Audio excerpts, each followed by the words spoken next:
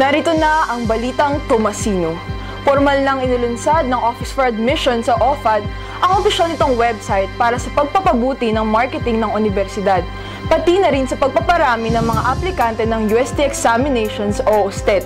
Ang website na ofad.ust.edu.ph ay ang makabago at pinadaling proseso ng aplikasyon para sa mga mag-aaral na interesadong mag-aral sa UST. Naglalaman ito ng mga impormasyon ukol sa kurso at scholarship na inaalok ng universidad.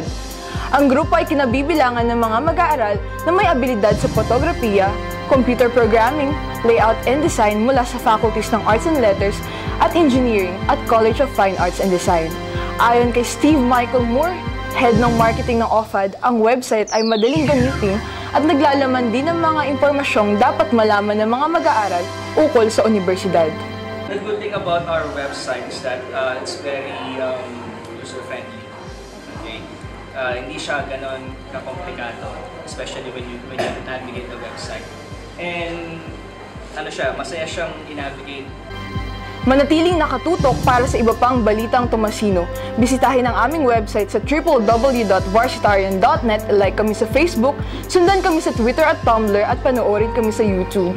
Ito po si Nika Valenzuela para sa V Exclusives Update.